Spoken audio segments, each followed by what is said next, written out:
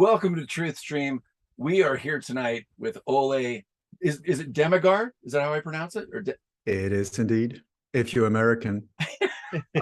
No, because the way it's pronounced really is Dammegard. But if I say that to an English-speaking person, they get really confused. And so Google searches and everything got really messed up. So I went for Dammegard because you prefer it like that. So there you go. Well, I just whatever works. Well, we have some amazing viewers, and there's been a few people that recommended that you're on our show. And one of them, I believe that Anita Curtis lives in Ireland, and she's a very sweet woman that writes us beautiful emails. And her goal for humanity, and we could talk about this as well, is, we refer to the Father, and it's a very masculine creator. And we had a woman named Michelle Skiao on our show, and she talked about the divine feminine. And I'm gonna read Ole's letter to the global elite before we get into this.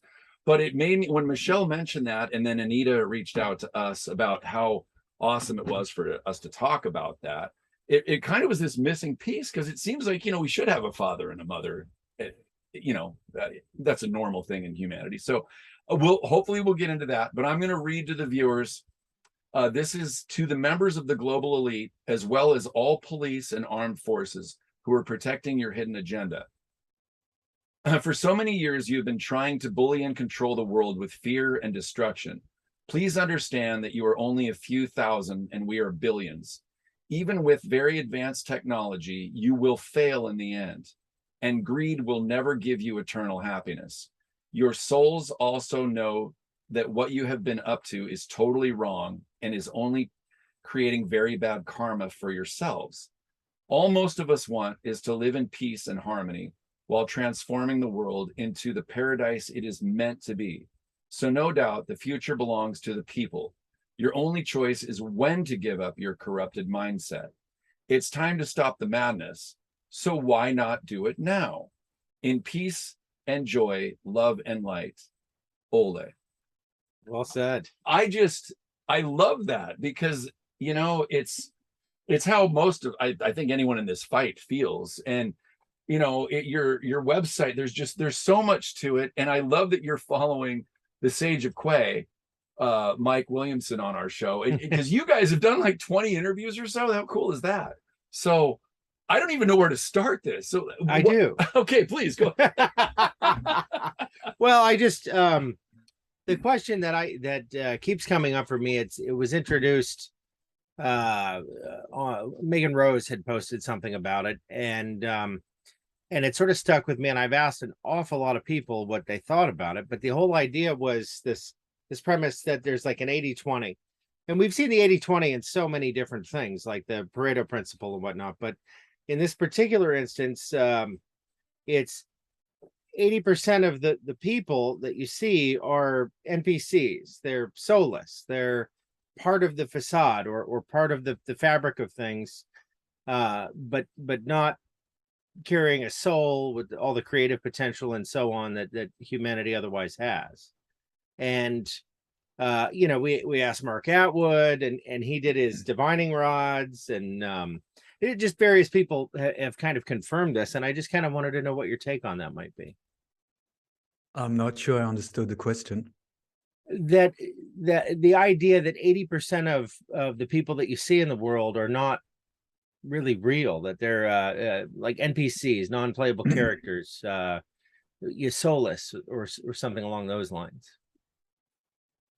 These are deep questions, because that really comes down to what is life? Why are we here? I mean, philosophers since I don't know how many thousand years have been sort of scratching their bearded heads and trying to figure it out. I'm more and more coming to a point where I feel like we're in some kind of matrix, some kind of virtual reality, where we're also being told in many different ways, or helped to wake up, so-called wake up out of breaking the spell that has been put on us, where it's just like, it's not Cinderella, what's the other one? Snow White was the one with the apple, I think. that went into this sleep, into this coma, into this spell. And the thing that woke her up was love. It was the kiss of love that woke her up. And I think from the way I see it, we might very well be in a very similar thing where the internet, the release of the internet has been released indirectly to help us understand the setup of what is God, what is a prayer, because we have Google now that is everywhere, like God is everywhere. Now Google is everywhere. What does Google look like? Or the internet? It's sort of like, it's here, but it's not. And yet you can put down blah, blah, blah, blah, blah. Please describe an orange, and boom, you get an answer out of nowhere. What happened? Where's the internet? How much does the internet weigh? Can you put it on a scale and say it's 4.3 kilos? No, it's just there. So also the setup of a computer, when you look at the bodies, the meat suits we're walking around in, my God, that is set up like a computer in so many different ways. You got the body itself. It's a robot. I mean, it's like, I've seen operations in real life, very close up. They open up. These are electric and wires. Yeah, they're called nerves. It's still electricity. The joint of the. So what are we living in? And now with also the release of virtual reality, we're getting more and more and more real. I mean, just a few years ago, when you look at old Terminator movies, it's a joke now. Now you can't really tell what is what. You have no idea the manipulation. Then the release of AI, oh my God, take us to a completely new level where Aladdin is out of the bottle. So what are we living in? I have no idea. But there are movies that I feel like this could very well be like a documentary, The Matrix, The Truman Show, Westworld. These type of things, are they trying to tell us? And you see the producer of The Truman Show is a Rothschild, for instance, where they're giving it out. They're giving it out. And indirectly, in my way of understanding, I've even written a little power book called Remind Me, which is like a game manual of life. Of what it's all about. I downloaded it sort of after a session or a ceremony where it just like came to me like I wrote for 3 days nonstop. And a lot of it, I'm not saying I was channeling like, not at all. It just came to me like, boom, boom, boom, boom, boom, after having a long period where I thought, my brain is just going in a loop. I'm so tired and fed up with it. So I really asked, I went into the ceremony, please, for the mother of God, give me something new, because this is just getting boring. And boom, it started downloading. And so I was on my way on the highway to Gibraltar, and I just had to turn around, and I went straight home. I told my sweetheart, Kim, please feed me. Don't talk to me. Leave me alone. And it was just like for 3 days nonstop. Wow. Then I went to my spiritual teacher, Nelani Chelaram, which is 1 in a billion. I'm not religious. I'm not part of a group or a sect or anything like that. That human being, oh my God, how she's devoting her life to truth and selfless service. Mind-blowingly beautiful and very inspiring for myself and Kim, which has also, we count our life before and after Nelani. It's like a doom. There was a whole new chapter. And so she read it through. Her comment was, this is divinely inspired. I want to fund the printing of it. So, and she wrote the foreword as well. So I know that it's just it's just not this one who have been like, well, I think this and I think that. It came from somewhere, just like on Google, describe another orange, boom, enter, and boom, you get like, oh, now with AI, write me a book. I mean, what is going on? Who are you talking to? I mean, when I put things into Chat GPT or whatever it is, I often put, please list me this. Please didn't, because I don't know who I'm talking to. And it feels really like the programmers that have been part of creating whatever they created, say they don't know what it is. They press the on button, and after that, it's just taking off. And they are talking about an entity, that AI is an entity. So my God, who knows? So you're talking about 20% as background actors. I have no idea. But I sometimes feel, yeah, but just like with online gaming, where you, I mean, here we said that the pineal gland is sort of our antenna to the divine.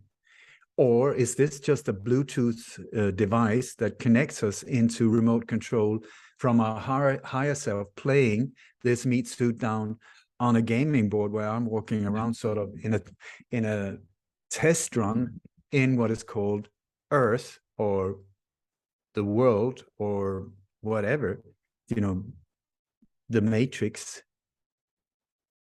I don't know. So the only one that I can make any change to is this one. The only one that I can really affect is this one. If my actions and the way I live can inspire other people online, I don't know, then fantastic. But the one I should focus on is this one. The war should be fought here. I should deal with my own crap before I even open this one, and deal with it as much as possible, so that the more I can heal myself and the more I can stop what the native Indians refer to as wetiko, the mind virus that will enter if you are somehow not whole. It will enter into it and it can take over depending on how strong you are spiritually and how strong.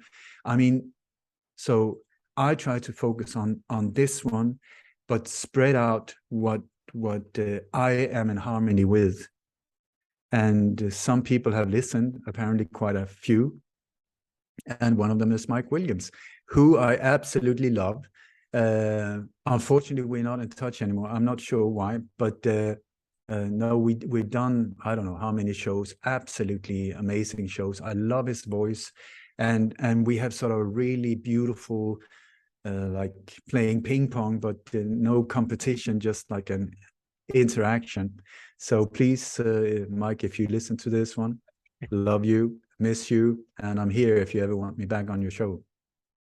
Yeah, that Perfect. Yeah, that it's getting quite a response, because it's the first time we've interviewed him, and you know, I mean, people are very attached in some ways to the Beatles. You know, you'll have people responding, and but I'm asking some of them, like, well, where are you actually getting your information? Mike's done a lot of research. So what is your take on, you know, on the music culture? And you know, I've heard recently that Paul McCartney, which I don't even believe is real anymore, that Billy Shears is now, the Beatles are now releasing an AI song, and this just came out a couple days ago, and like, well, whatever that is. But what was your take on that? I mean, do you, when you talk to Mike about that subject, are you in line with his thoughts? I imagine you are, but go ahead.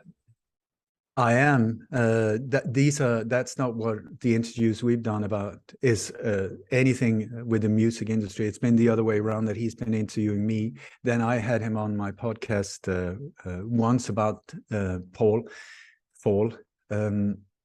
But so I was very aware of Paul Fall many years. I mean, late 80s, maybe. Really? Something like that. When I started looking into it, and to start with, I was like, whoa, this is just bizarre.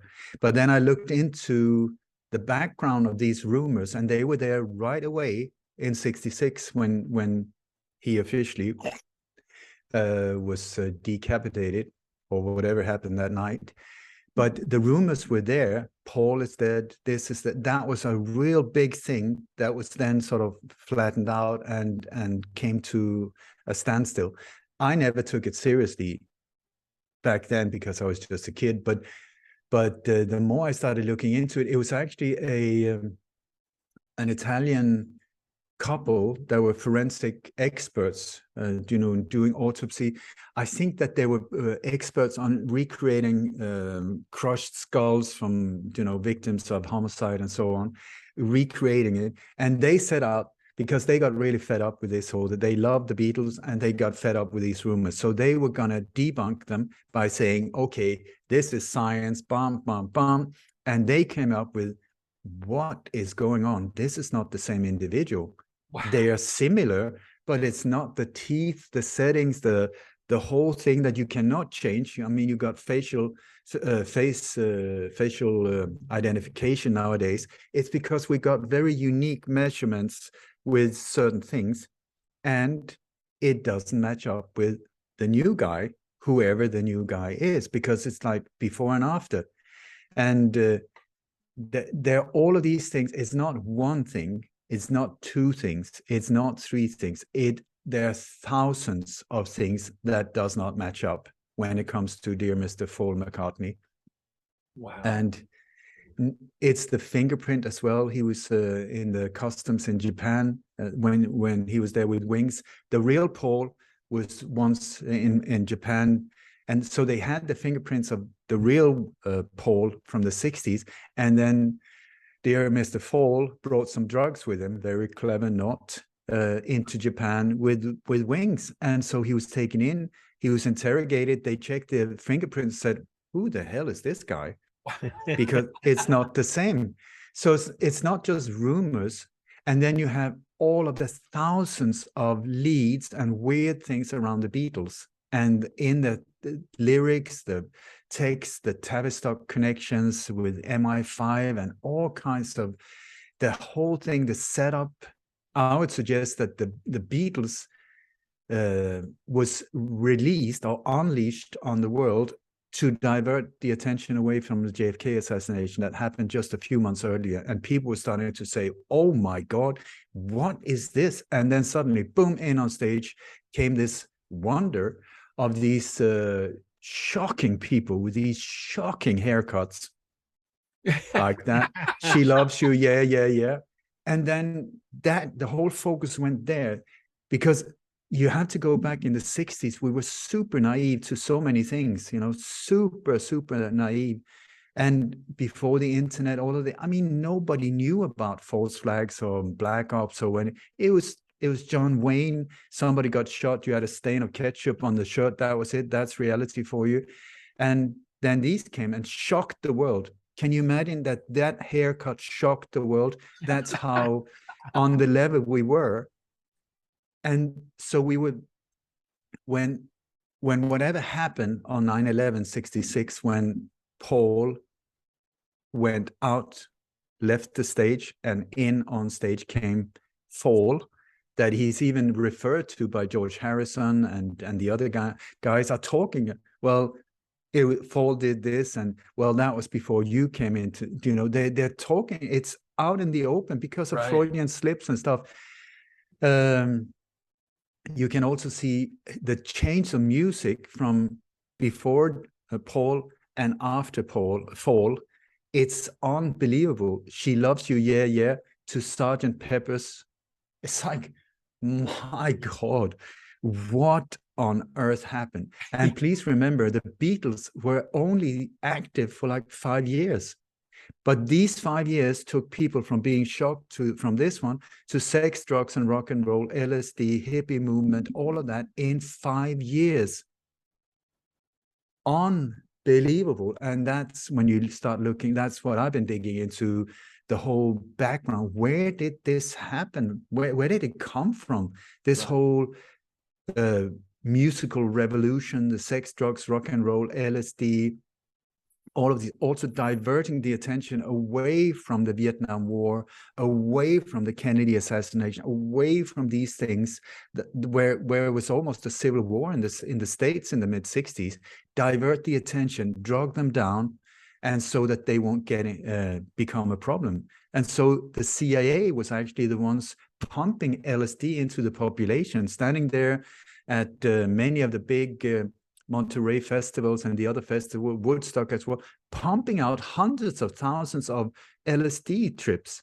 Was that because they were super, loving and they had a Buddha mindset and they wanted the best for everyone?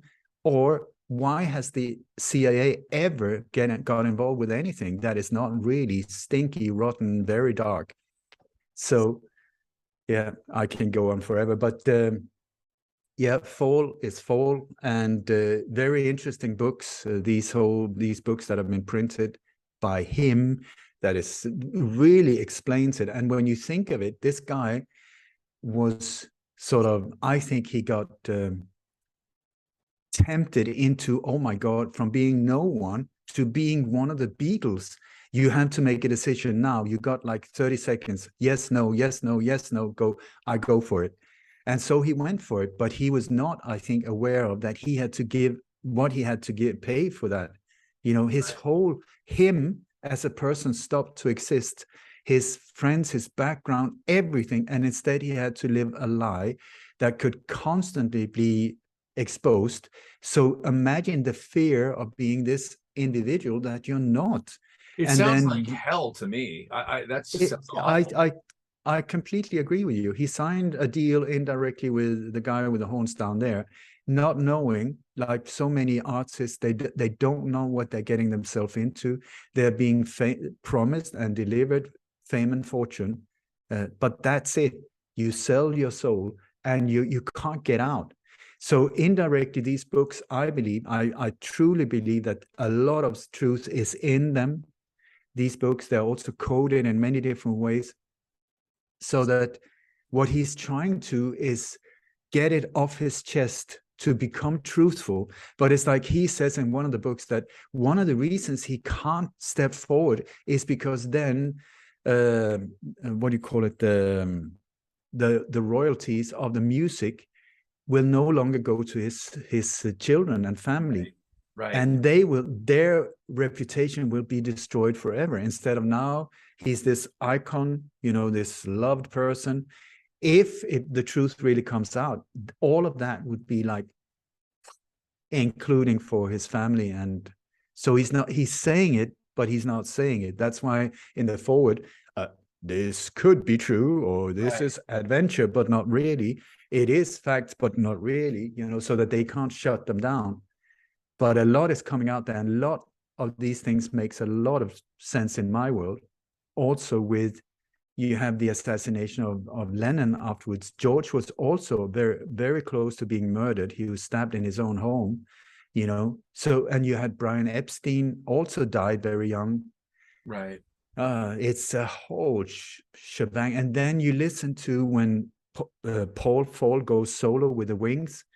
Where are all these songs, these evergreens? Like you listen to the Beatles, it's just like, oh my God, so many different variations of incredible evergreens. Then the Wings, like Band on the Run, just flat, but okay, but just flat. Right. Then you got John on his own. Imagine There's No Future, Imagine, or whatever. Yeah, great songs. Some of them really noisy, but none of them on their own has this incredible variety that came from the Tavistock Institute. Whoever wrote those songs. Good point. So, like who? Yeah, we do wonder who wrote these songs. Are you familiar with Donald Marshall at all? No. So Donald Marshall, that's a whole other topic. But there's people that follow Donald Marshall, and we've talked to him before, and we were trying to get him on the show.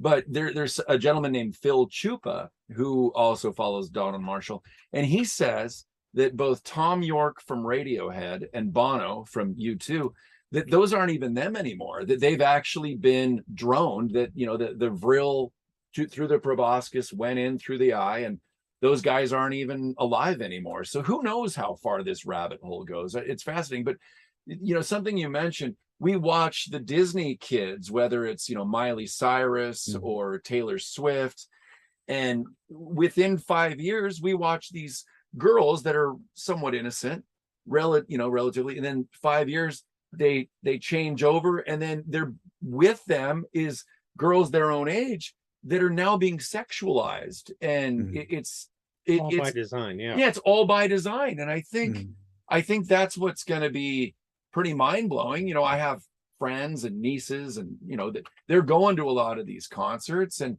I mean, you can't really tell them that, you know, there's all kinds of different rumors that, you know, Taylor Swift may have been born a boy, but now she's, you know, it's thousands of dollars, at least $1,000 for her tickets. But I mean, how about, what's your take on the sexualization of children, and how the music world is utilized for that? Media, the music world, film industry are super important when it comes to control. How to get into a mind. It is how to get in without us understanding it. You know, they try to get in through the back door. They try to, well, many different ways. And we are I think we're in the receiving end of the biggest propaganda machine the world has ever seen, like on a level that is unbelievable. And the aim is to invert reality, turn it upside down. They really worship the guy that likes really hot climate down there, has a couple of horns and a fork when he eats. We officially, as human beings, like the guy with the beard up there. So it's duality, it's plus minus, good, evil, black, white, whatever. To create this, if we're in a matrix, you need the battery power from plus and minus. It's the two extremes that together creates this field where we can experience so-called reality, whatever that is. So the inversion of reality have been going on for a long time. But we, in the old days, they couldn't do it. It's been like stepping stones, slightly. You've got the head of the CIA, Dick Cheney. He said the day when everything, 100% of what people believe are based on lies, we have succeeded. Right. Okay. Yes. So, yeah. and this was in the 90s, early 90s, I think. And now here we are, where if you ask me, anything, if you're into facts, watch movies. They're telling you what they're gonna do. So that is it. If you're into fiction, watch mainstream media. Not a true word coming out at any point. So it's like and also what we're being told by the governments and official sources, it's like anything they say is good for you, I would say question it or stay away. Anything they say is bad for you, including individuals like me, might make some sense. Anything they try to ban, look into it, because I see it as like a shopping list. If they try to ban that, oh my God, I didn't know about that. I'm going to look into it. Like cinnamon is really bad for you. Vitamins, you should not take. What? Vita stands for life. I mean, take them away, well, you will die more or less. But the other one than that, okay, so anything they're trying to ban, colloidal silver, so many different things, look into them. And it's almost like you can put them on your shopping list. This comes highly recommended, but it's inverted. So, yeah. So I'm at a point where anything, they say the government is your friend, there for you. You look at the actions, absolute bullshit on steroids. I mean, have they ever said a true word? And then we go and we vote for them. I mean, anybody that would, if you had a friend, or say Scott here, and Scott comes and I say, let's meet at this restaurant 12 o'clock on Thursday. I come there, Scott is not there. He doesn't even turn up at 1 o'clock. So I said, well, maybe something happened. And Scott says, well, I'm sorry, it won't happen again. Second week, the same thing. He doesn't appear. I'm starting going like, really? Third week, fourth week, how many weeks before you start seeing that this individual who says one thing and then do not follow up with actions is not reliable? So with friends, after a while you said, sorry, it's not on for me. I can't, this is not friendship for me. I'm going to go that way. I bless you. Please, let's not interact, But with these so-called government figures, they promise before the election. We say, oh, I like that guy. We vote yes. And then without understanding that it's not an election, but that the menu has already been selected. So it doesn't matter who we vote for. But anyway, we vote for this dude. And then that individual, as soon as they're in office, spends 4 hours doing the exact opposite of what they had promised. And then they say it's time to select again. And you're like, well, I really like him because he looks good on a photo. I don't care that he's been lying nonstop for 4 years, but at least he's better than that. So I'm going to vote for him again. I mean, really, are you like out of your... Governmente, it means control. It's Latin. Govern, control, mente, mind. Mind control. It means mind control. Suck on that one for a while. Yeah, right there. Like the government and in this inverted reality, we are now at a point where like child protecting services are actually child kidnapping services. It's like on unbelievable how many children are stolen under the name of for your protection, or we care about your family, we need to do this for the children, and then they disappear. They're organized crime syndicates that are stealing children. You got the White House, sorry about the colors, it should be the pitch black satanic house. That's what, more like it. You got the police is here to protect you. Really, I feel that it's been hijacked. That thing that I wrote to the so-called elite, I have other names that are not so flattering, but they came up with these names themselves. That is from 10 years ago. I put that on my website. I was not comfortable doing that at that time. Now it's obvious. At that time, I was not good, but I felt I want to do it. This is what I stand for. And since then, quite a few military and police and stuff have contacted me saying, we've been hijacked. We feel awful. We don't know how to get out. But this is the situation. But I say, you have an opportunity. Just because you're given an order, you have a duty to stand and be of service to the people, not these ones. Not these ones. So you've been hijacked. That doesn't make an excuse. You are carrying out the actions against us. You're protecting them from us when you should actually protect us from them. When you look at it, we're up against super criminals, super mass murderers, super psychos that couldn't care less. So this whole loyalty as well, I'm a five-star general and I've sworn to serve the country and the nation, as that one is out the window, because you're not serving that. You're serving dictators that are behind the scenes using your services as absolute lethal weapons of mass death and destruction, and only with the agenda of their greed in the way of drug smuggling, organ trafficking, human trafficking, satanic pedophile rings in the name of liberty and democracy. Really, this is what you can get from me. Or maybe if this meant anything, that's 4 of those. Yeah. It's like, what on earth is going on? And then you have the health situation. I mean, hospitals in Scandinavia and Europe, in many languages, it's called sick house. No, hospital is a sick house. It really is not a healthy place. And when you look at the number, it's the 3rd most common cause of death is something that happened in the hospital by mistake or medication.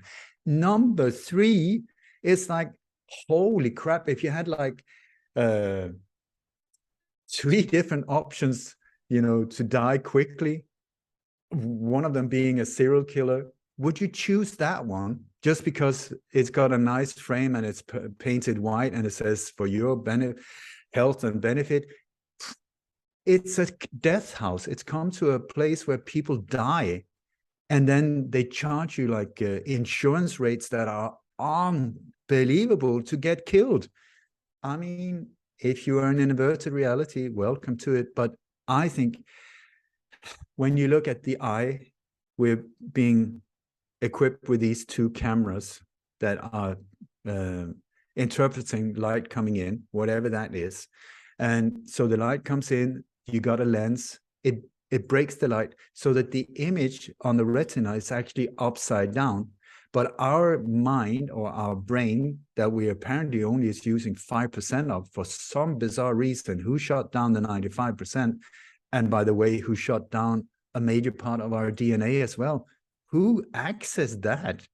But anyway, so it comes upside down, and our mind or our programming has said, this is uncomfortable. So the mind has done, so the brain has interpreted reality like this, when actually reality is like. So our job now is to say, whoa, real reality looks like this, but it's very confusing and uncomfortable. But this is this is also why it's really like your mind is going, what are you trying to tell me? It's like really painful in the process of saying it's upside down. People say the world is mad. Absolutely not. Turn it upside down makes absolute sense. Anything they say is good or black or whatever it is they say, turn it 180 degrees. You will see, oh my God, logic. Free, we're gonna invade Afghanistan for freedom and democracy. We're gonna liberate the country. You look at the action, it's the exact opposite. Mass murder, plunder, rape. You're being used as a lethal tool. You're soiling your soul with horrible acts of violence and rape and killing that you have to live with as a soldier, not your commander-in-chief that cares so much about you that you are allowed to go out there and get your limbs blown off and your head blown up sometimes. And then when you come home and expect to be treated like a hero because you have made some major sacrifices, they say, fuck you. You're out in the street and with your diapers and blown off legs and whatever, having to beg for just to survive. What is that, a caring commander? My God, it's like in my world, natural leaders are people that walks frontline, are doing it themselves, and then you get inspired. Like a war chief of the Sioux Nation, as far as I've been informed, in the old days was some individual that people looked up to in a war zone or in a difficult situation. If he said, let's go right, and people followed, he was the war chief because people followed. If he said, let's go right, and people said, fuck no, I'm not going to go follow that guy, he didn't have the title anymore. Somebody else did that deserved it. You know, here we have leaders that are completely mind dead or brain dead, that are stumbling around, can't even get up a stair or down. And in their, early 90s, they're like 94 or 5 saying, let's go this way. No, sorry, the exit is there. They can't, and we're supposed to like let them lead us. For me, like politics, maybe I spent like 2.5 minutes in total in my whole life. Once I understood the game is rigged, it's just like, why even waste time? Yeah, on that topic of politics, let's go ahead. I know you have a question. Well, just a few dozen, but with regard to war, I mean, if you look at the predicates for all of the more recent wars, they've all been bullshit. I mean, it's all been manufactured. Very few people make an enormous amount of money, and all the pain and suffering and so on is just the cherry on top to please ostensibly their overlords that, we're on a big farm, I think. And, earlier when we talked about the nature of reality, are you familiar with the Anunnaki? That whole story? Yeah. So I even met some person that claimed that she was from that part. Yeah, I have as well. Yeah. But what we know primarily about the Anunnaki was the translations done by Jeremiah Sitchin. And I've come to find that that's not the most reliable source. Honestly, there were some political motivations in his telling as well. But there's also this idea that, they return every so often, and we're coming up on the return of the Anunnaki, but that they had set up some sort of a simulation on top of a simulation that is broadcast from Saturn. And, there's a lot of religions that are based on Saturn. That's why we have the big black cube at Mecca, or why the Jews will have the cube on the forehead or the arm with the 7 wraps to emulate the 7 rings of Saturn. Well, I've heard it I haven't verified it, but I've heard it from more than one source that the rings of Saturn are dissipating now, which I find fascinating, because it would seem that the illusion that we've been under is starting to fall apart.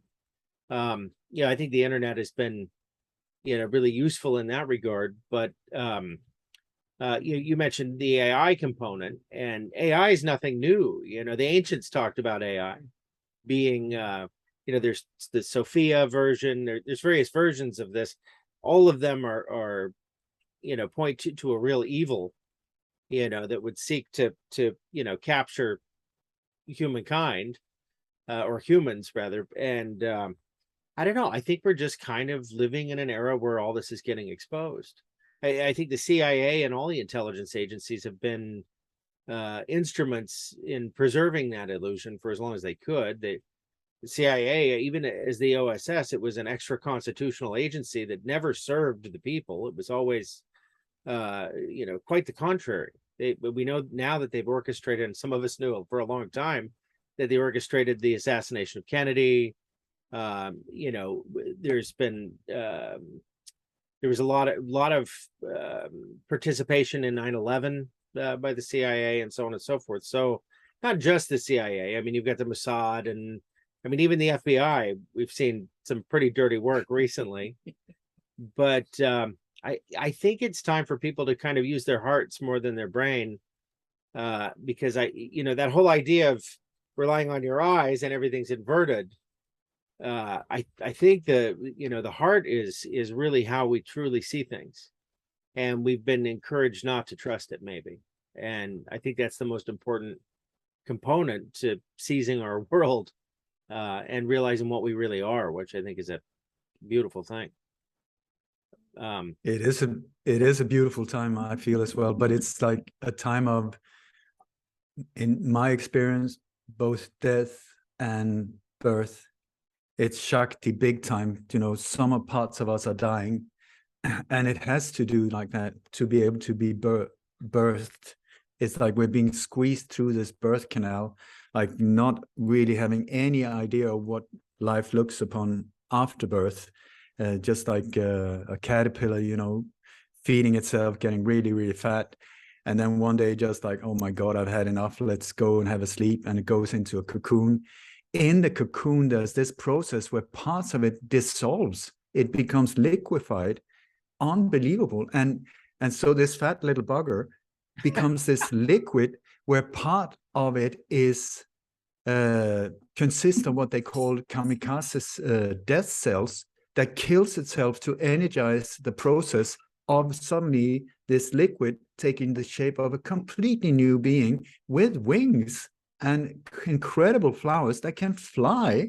Compare that to the caterpillar. I mean, can the caterpillar even imagine the possibility of being able to fly?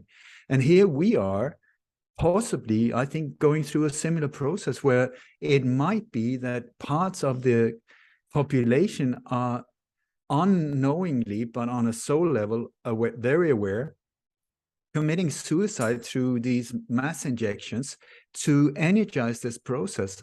I don't know. I just know that we are very close to something drastic happen I think in a good way, if we don't get scared to turn back. But if we continue with the focus of compassion, forgiveness, and equality and harmony, just keep that focus, not letting fear shake us out of that whole thing. I tell you, I wouldn't be surprised one day if the sky just cracks up and it just, like in the Truman Show, like suddenly a Venus spotlight drops down, because this doesn't make sense. What we are being told on so many different levels, at least in my limited way of understanding it, this does not match up at all. But once you start seeing all of these weird things, and you turn it upside down and you say, whoa, wait a second, maybe, and suddenly it just fits in, boom. So yeah, well, from the time that we've understood what DNA was, science has always said 98% of it is junk DNA. It's yeah, but ignore that part. But we think about the Anunnaki story, and that we were hamstrung. Our DNA was crippled in a sense to make us good slaves or whatnot. It would seem, for a variety of reasons, it would seem that we're now waking up out of that. Our DNA is waking up, and with that, a much greater human potential is revealing itself, and we'll be able to see the world, I think, in a much clearer sense as a result. What do you think? I think I hope, I really hope. I'm very tired. I'm exhausted. And so are so many of us. I mean, really teary-eyed, very, very emotional without really understanding why. It's just that this has been such a long journey for so many of us. And It's like we just want to go home. We just want enough, you know. But this is the time to just keep focused, try to stay high in frequency with gratitude and just not fight it. Because like if we are in a birth tunnel and we're fighting it, struggling it, it will take, you know, just like a childbirth, it can go on forever. But if you can just relax and float through as much as possible, it will go a lot easier. So it's a matter of like we're being attacked from so many different areas, but how to deal with it? Should we fight for peace? Can you fight for peace, or do you have to be peaceful to create peace? So people say, I'm a freedom fighter. So not true.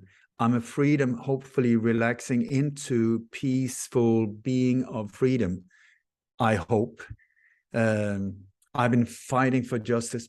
Absolutely not. I've been trying to expose things to make the illusion go away, because fighting is the last thing that I want to be part of, because it would create a lot of it would backfire in our face with a lot of bad karma and stuff. So I forgot your question, but No, I'm sure there was a George Carlin he said that if crime fighters fight crime and firefighters fight fire, what if freedom fighters fight?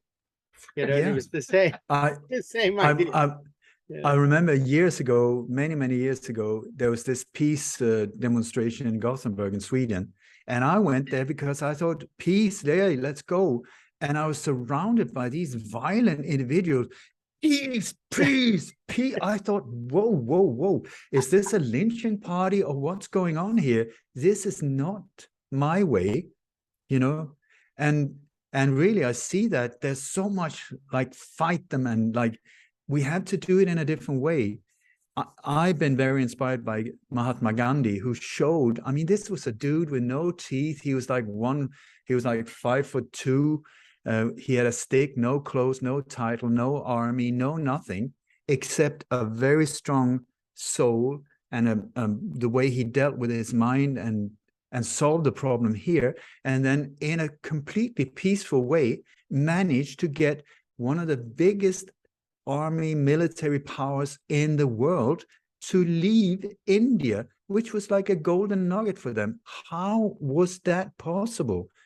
And then they thanked him by killing him. But otherwise than that, which they've done with most people that are saying there's a way out here, well, let's just knock him up on a cross or assassinate or whatever. It still makes the truth the truth. And so he showed there is a way. You can do it like that. Martin King was one of the people saying, oh God, I got it. So he stood up and was doing the same way. They took him out as well. But the good thing with that was that they created this legend that was also there as a shining light to say it is possible. Yes, you might die. Otherwise than that, it's still possible. You can do it, maybe in a different way. And when you look at the people who have been taken out, whatever that means, taken out of the game, or so, many of them have been like pushing the dark forces, just like a rubber band, just kept on, and in the end it just snaps.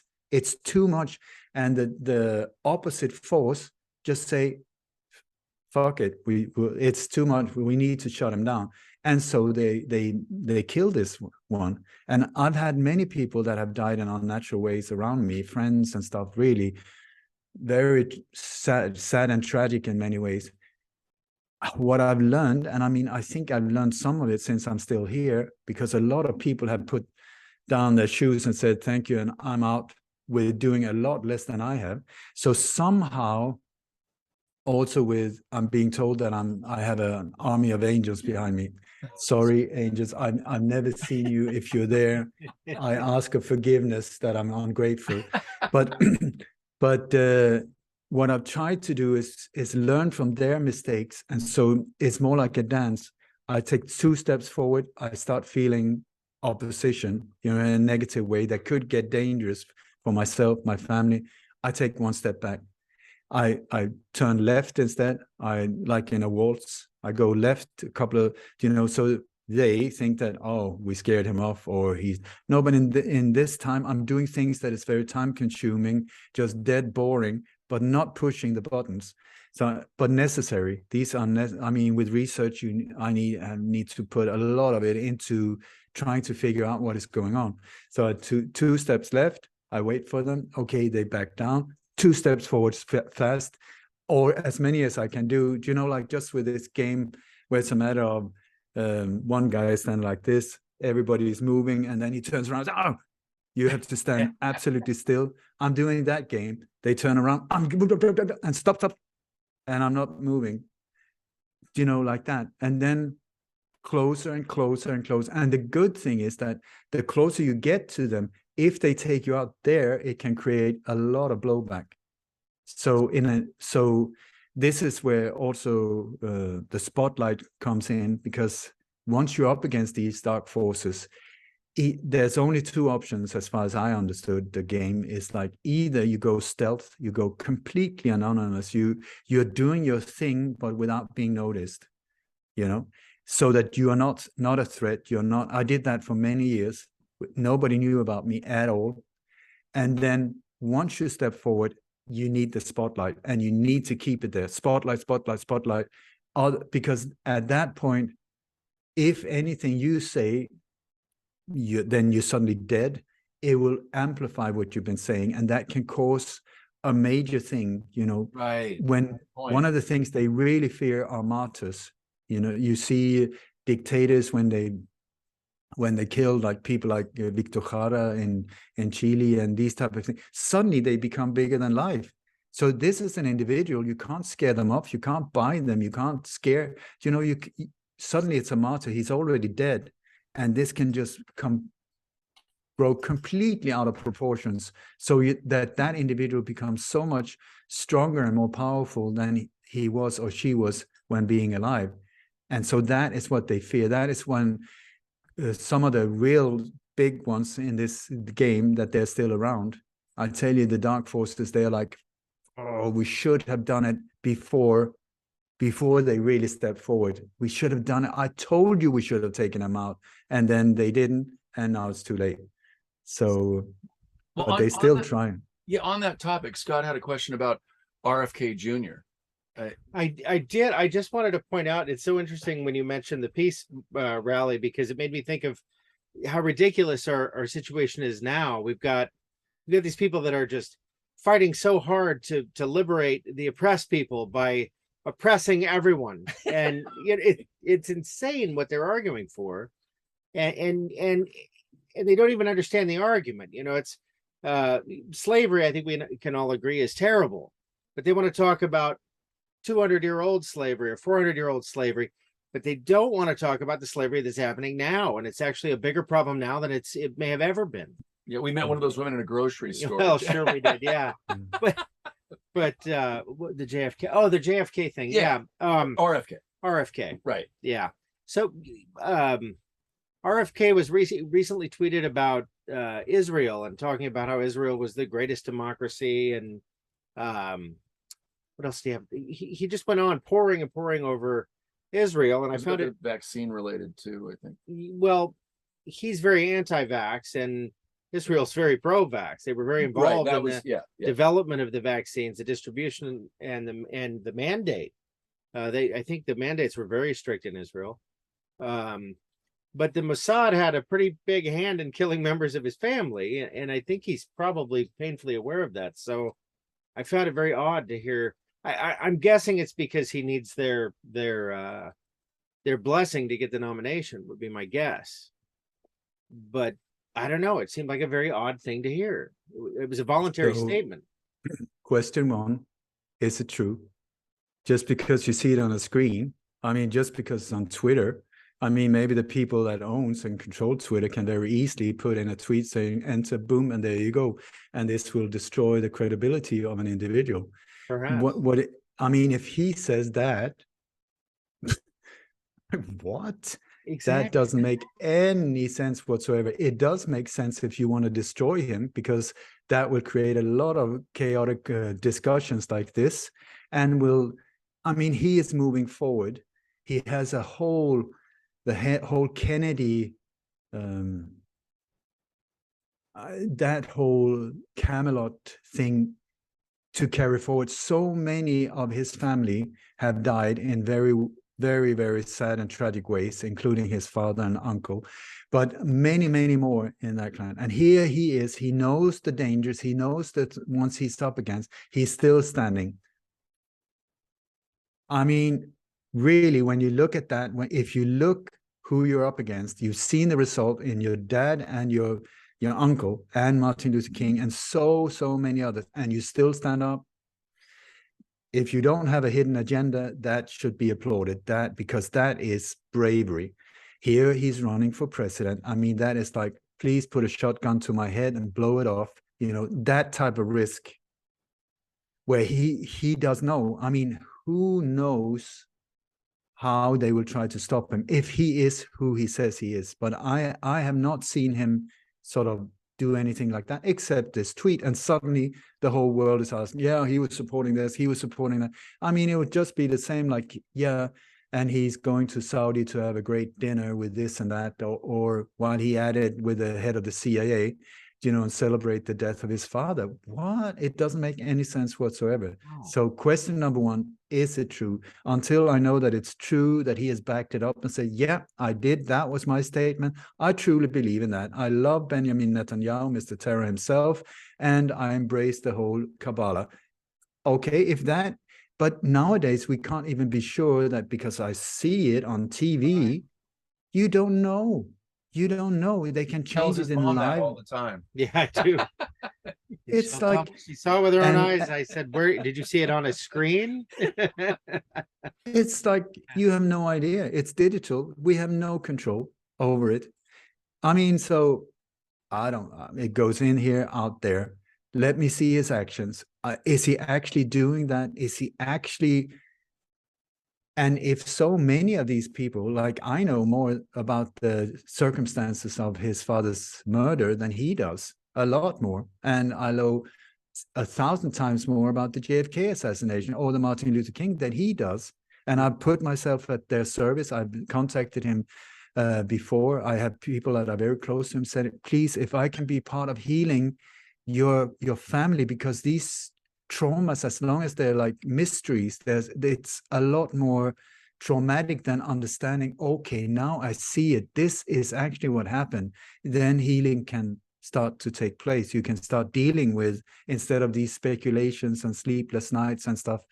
So yeah, in here, out there, I mean, like Trump had I don't know how many Twitter accounts, and the real Donald Trump, the other Trump, I mean, Donald Trump, who is he? I have no idea. Once again, I listened maybe 4 minutes in total to him, because I don't know, is he a good guy? Is he a bad guy? Is he a diversion? He seems to me like a joker, you know, somebody that when things gets really intense in a certain area of real importance, diversion. Let's buy Greenland.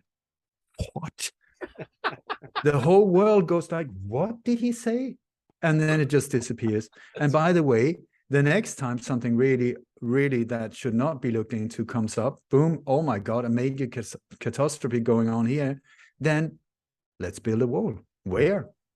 Between here and Mexico. And by the way, let them pay for it. While at the same time, we open up the borders with the, what is it called, the NAFTA agreement, like the Bush, boy George Bush, open up the whole thing so that they could create the problem of this illegal immigration. No, it's been set up. The borders have been open. Please enter to create chaos. That's it. We cut down the police, the military budgets, all of that thing. We pump them full with guns and drugs and all of these to create chaos so that we can say, this is getting out of hand. We have to really lock down now, martial law and mass arrest with the privately owned prisons. 3 strikes forever and ever. I mean, imagine a hotel, if you're the hotel owner and you can just say, you stole a loaf of bread, you know, that's the 3rd strike. Now you have to pay me rent for the rest of your life, but it's through taxpayer money, you know, and in the same time, I will use you as a guest in my hotel for slave work to do so I gain even more. It's when you start seeing how the game is set up in so many different areas, and you have the same main players in this whole thing, it's like a no-brainer. Well, I think social media has largely encouraged people to become self-loathing. And I think the more self-loathing a person is, the more they end up on a certain place in the political spectrum. Mentioned them earlier to some degree, but this self-loathing perspective, if you think about it, if you distrust yourself, imagine the distrust you would have for everyone else, for Right. humanity. I mean, you would want everything to be controlled. No one is safe owning a gun or even a shovel or the cutlery. Put it all away. It's just this fear. Everything that comes from this space of fear just feeds this machine. It's begging for enslavement. It's begging for our more and more freedoms to be limited, but then again, the other side that is fighting so hard against it, it really is coming from a space of courage and also common sense. And I don't know that we've ever really seen this dichotomy on a global scale before. It's different issues, but the same kind of fight everywhere. This cultural battle, this this battle between good and evil. It seems it's an epic proportion when you look at it on a global scale. This is World War III or IV, some people would say, but I mean, we're in it. This is so transformative, and it's happening right in front of us. And it's horrible in some ways, but it's probably the most exciting time in human history. Death and birth. Yeah, it's like you say social media, so we're giving all of these platforms because apparently somebody is really, really kind and caring about us too, so that we can freely express ourselves. Do you know the cost of these server halls? I mean, the cost just and the bandwidth to have something like Facebook going, Google, YouTube. Just imagine YouTube with all of the videos. The cost. So somebody is really, really generous to us, saying, so we are going to be so kind that you can share all of this information with your friends. We're not going to do anything with it. We will do it for free, so don't worry. Has that ever happened? It's like, old men with lollipops in the pub. Please get into the car. I will give you candy. So we jump into the car, we get candy for a while, and then we get raped. And here's the same thing, Come, join us. You will be outside the car of rape and death and plunder if you don't get on board. Are you not part? Don't you want to be like this? Don't you want likes? Don't you want drugs in other ways than likes and shares and whatever? Oh, I had 14 million. If that is not a drug, you see, especially if you're not aware of what's going on. So social media, do not trust it at all. It's the best spy thing ever. It's super, very, very handy. It's been extremely helpful for myself to reach out in different ways. I've now also been like 95% of everything I've done is now censored away from 95%. I had like 1.8 million hits on my name a year ago. Now it's 19,000 or 50,000, depending on if you go YouTube, Google, Bing, all of my videos. I mean, I've been interviewed more than 1,100 times. That's quite a lot. It's my life work that I put myself on the line. I put a lot into this whole thing, and it's just gone. So who is doing that? AI.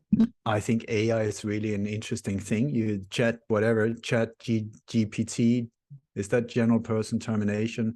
But anyway, so you got this thing where you put things in, and it says, I can answer anything you want up to 2021.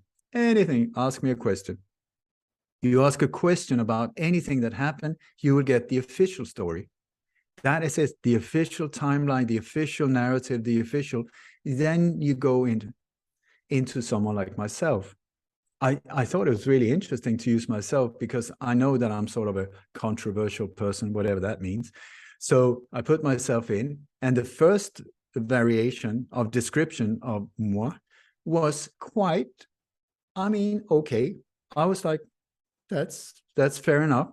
Then I clicked regenerate. Then a more censored version came. I clicked regenerate again. Then a more like, yeah, but this guy, he's built, there's a lot of speculation, not a lot of facts here. I clicked again. A lot of people doubt his findings. There are all of these conspiracy things. I clicked again, tinfoil hat, boo, boo, boo. I clicked again. It just chuk, chuk, chuk, chuk, chuk, like this. I find that interesting. So because this is officially, what is it? Like, is it a software? Is it a database? Is it like, what is it? Do you know, I've been a programmer. I've been working with databases, these type of things for many, many years.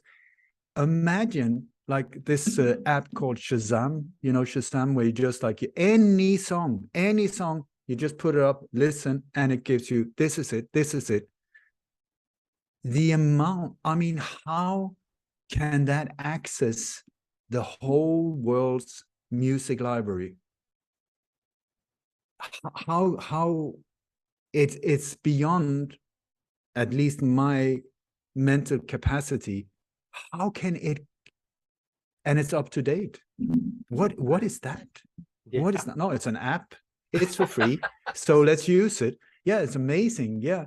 And by the way, when you install it, you don't know what you install with all of these apps, because there are all of these other things. When you click, I'm not a robot, well, that just gives them access to check all of your search history, all of your private detail, all of that, because you clicked without understanding it. I'm not a robot. Boom. Were you aware that that gives them access to your whole history, the browser, the everything you think, no, but I just clicked it because I had to, otherwise they wouldn't let me do it. Why wouldn't it? It's all the time collect, and then they bring it together. Yeah. So you might as well live like whatever is being published about you, however untrue it is, that you can still look yourself in the mirror. I had this experience. I have this privileged situation of being open to attack, because if you stand up publicly and say something, you can hear like hillbilly going over there, I'm going to blow that mother, you know. So suddenly there's a lot of, for many years, nothing, because they couldn't get anything on me because I was right on point with, because I do my research the best I can. I really have devoted my life into it. So it's a bit like Rain Man here. Put me in a kitchen, disaster in this area, I'm Rain Man. Don't know why, it just is what it is. So here, like when I'm attacked, it's very interesting, because is that really somebody on YouTube or whatever, when they say, oh, don't listen to it, don't, who are they? Very often these profiles have no photo, no real name, and also they often criticize things that was not said in the interview. You shouldn't listen to that guy. He's just, you know, flat earth is not a real thing. We didn't say anything. We were talking about Paul McCartney. Here comes flat earth. And the comments, you know, 9/11 really happened. It wasn't even about 9/11. So there's all of these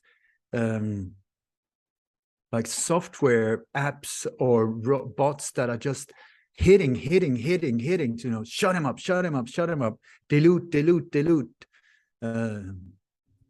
So interesting times. What is your take? I appreciate that. I know 6 months ago, you were on Michael Jaco with 107 and Leo Zagami, and that's when the Twitter story was, or the, you know, the Elon Musk taking over Twitter was coming to fruition. Now that it's been 6 months, what is your take on Twitter and Elon? Do you have any? I mean, do you think that's really Elon anymore, or what do you think we're watching there? I don't know who Elon is. I think Elon is warning us about things that he's part of developing. So exactly, it's like Smith and Wesson. We're making these very highly advanced handguns. Peace is the way to go. You know, refuse arms. That it doesn't make any sense. So I don't listen to the guy at all. He might be the real deal, whatever that means. He might be a complete. Nowadays, is it a phantom identity? I mean, I've never seen the guy in real life. I don't know. It's like, it doesn't make any sense. we should be free, we should have free speech, and we should be linked to whatever satellite system here, chipped and AI controlled and smart, all of that, but at the same time free. So here we have this individual, or whatever it is, massive money, that says that you have a problem over here because there's censorship, censorship, censorship, censorship. That's a problem. Reaction, solution. Problem, censorship. Oh my God, people like myself, we're being heavily censored. Reaction, oh my God, something needs to be done. We need to create a platform where we can speak freely. No, we don't have to, because now this individual suddenly turns up and say, I'm going to buy this platform for like millions of trillions and dollars, which, by the way, have the logo of a bluebird, which is Operation Bluebird by the CIA, if you ask me, which is completely part of mind control and the whole how to control a population. Can you trust Twitter? I don't know. So let me make you an example of how it could go. Once upon a time, there was a revolution in Iran. You had the Shah, who was a dictator, not officially, but he was. He had a secret police called Savak that was very, very brutal, that was very, very controlling, killing people in the thousands, horrible, horrible, but under the surface. Because on the top here, we had this beautiful emperor sitting in his peacock chair, drinking champagne, swimming around in bathtubs full with water and honey. Okay, so the people stood up. It came to a point where the Iranian population said, we've had enough, we can't take it anymore. So they started the revolution, which now turns out to be backed by the CIA. So anyway, in the end, they managed to kick out the Shah, and in on stage came Ayatollah Khomeini, who was a guy that became the symbol of the resistance, like somebody standing up for the rights of people. Elon Musk type of individual. Who is he a saint? Is he not? But the people he was in exile at the time. So the people of Iran, they thought, oh my God, they started almost worshiping him because he was the one that could connect the people. And the only way that people could meet up and communicate was the mosques. So the mosque became like an underground legal way of meeting. So a lot of things happened in the mosque, and Khomeini was the one. He was in Iraq for 16 years, and 12 or 16, and then he went to Paris. So he was leading the revolution. Most people not aware of that the CIA was behind the whole thing. But Khomeini, I think, maybe was not even aware himself that he was being used to this whole thing. So out with the Shah, in with Khomeini. He landed on the 1st of January, something like that. 79, he was welcomed like the messiahs. So what happened was that all of these underground movements that had been fighting against the Shah were now suddenly free. They could speak freely. They came out. People were dancing in the streets. They were giving speeches everywhere in the parks. It was just an incredible time of joy, where all of these people that they were not aware of before came up. This is me. This is what I stand for. This is me. I'm over here. These are my friends. These are my networks. Yay, let's celebrate. What they were not aware of was that Khomeini had not gotten rid of the Savak, the secret police. Instead, he said, okay, guys, you bad boys, you come over here. You have a choice. Either chop, chop, head off, or you work for me. So most of them said, I don't like chop, chop, so I'm going to work for you. So they started working completely in secrecy for the Khomeini. He spent 6 months using the police to map future resistance. And then after 6 months, overnight, suddenly there were mass arrests in the thousands, where they took not only the people that were a problem, but also their families, their children, because that would be future problems, their friends. So mass arrest in the thousands. So when people woke up, it was just like when the Berlin Wall was created overnight. Suddenly people woke up and boom, boom, boom, there were walls around them. Nobody understood. They were in complete shock and locked down. So here we have, you can't speak there, you can't speak there, you can't speak there. Look there, there's a door open there. we are the intelligent sheep, I would say. So we go straight into that one, saying, my God, I'm going to go where I can speak and I can stand for truth and I can like freedom, I can express myself. Who knows? Now, 6 months down the line, 1 year down the line, I don't suspect that anyone could even imagine the type of mapping that is going on now. Now you have free speech on Twitter. There's no restrictions there, no, but over there, yes, here, no. So people, oh, thank God, I can finally breathe. I can express myself. I will stand for freedom against, and mapping. That is a possible scenario, I'm saying. So I'm very like, whoa, not going there, Right. not going there. They say go that way. I say maybe consider going that way or not going at all. You know, just like get out of your mind into your heart. Ask your heart, right, wrong. Is this right? Is this wrong? If it's fear-based, most of the time it comes from them. If it comes from another frequency, it could be from a completely different way. Sometimes your higher self that is trying to get to you, like, wake up, turn left, but your higher self's voice is very, very quiet, silent. So you have to quiet your mind to be able to hear big. It's like a whispering voice, you know, go left, turn right, listen to your higher self. And we're down like that. No, I'm going to watch the news. I'm going to look into even more of these type of things. So I understand. Maybe it is for us to step back, quiet our mind, and just say, wait a second, am I being played here literally?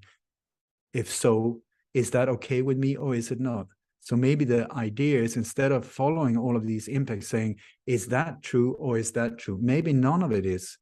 Maybe the idea is to turn off the Bluetooth so we stop receiving crap from someone that has interfered with our incoming information line. I just couldn't agree more. That was so astute of an observation. But, you know, when it comes to Elon, and I ask people all the time, how many Elons have you met? Have you ever met another Elon? And no one ever has. And the one Elon that I can think of was the protagonist in a science fiction novel written by Werner von Braun, the Nazi that they brought in to run NASA. And he was obsessed with going to Mars. So to me, it seems an awful lot like a setup. You know, we don't know much about early Elon other than some very bizarre testimony from his nanny about demons and so on, and it's kind of a strange family, but the whole thing could be a fabrication, and I think it likely is, at least if not in whole, then definitely in part. But he is entertaining. He's very entertaining. I don't listen to him at all. Well, the humor in it is quite good, I think. But I agree. I think, you know, a snake in the grass might, you know, a fabrication. I don't listen to him at all. I don't listen to Biden. I don't listen to Trump. I don't listen to Musk. I don't listen to so many Zuckerberg. I mean, that dear Mr. Mark, is he even real? I mean, look,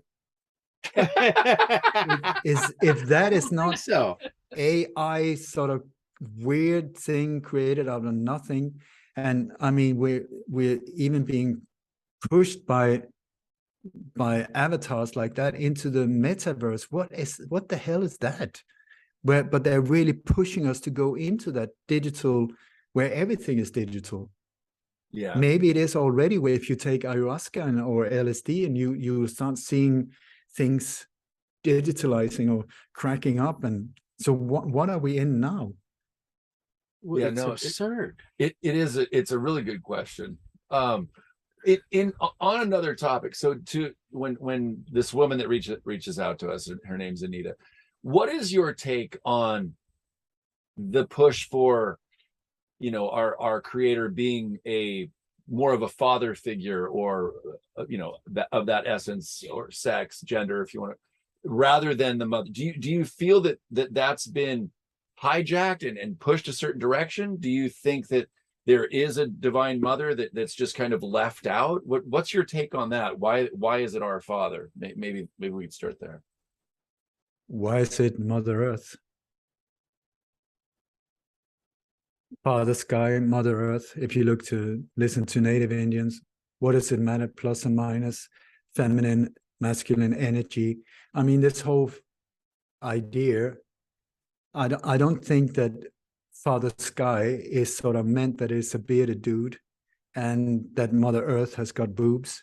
That is not the thing. It is the energy, I think. These two energies, we're back to duality, these two energies that when used in the right way can create absolute amazing beauty and creations and creatures, unbelievable if you leave them alone. Then you have distorted male energy, which is what is messing with us big time now. I think it's the male controlling brutal force that can be, if pure, can be amazing in a situation of self-defense or up against some bad some energy. But the distorted thing we're talking about, this whole satanic thing where controlling, where brutalizing, hurting, killing, slaying, I mean, that is the mindset that we are up against, like a completely distorted but forceful energy.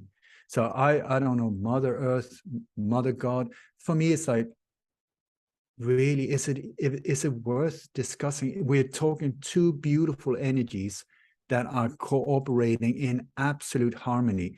You look at nature, my God, the level of brilliance is just like stunning. How limited in our understanding am I, at least? I don't get it. How is it possible, what we see around us? It's absolutely mind-blowing and absolutely what do you call it, streamlined. It is so energy not energy consuming, energy saving. It is all the time the best way, the perfect way. And cooperation, plants are working together, the mushrooms are there to communicate. It's brilliant. And then we have this other force who comes in and absolutely messes it up like a cancer growth and has shut down okay, so in a streamlined, absolutely perfect energy-saving universe that we look anywhere else, and 95% of this one is closed down. What? Yeah, you're using 5%. Are you kidding me? It's like you take a car, you got a V8, and you pull out the plugs except one, and you say, there you go. Welcome, have a new car. I don't understand why I'm not getting anywhere. Well, maybe somebody has sabotaged your engine. Check it out. And so here we are now, 5% working. My God, give me a break. I need some service. This one needs some kind of checkup because it's not running the way it should.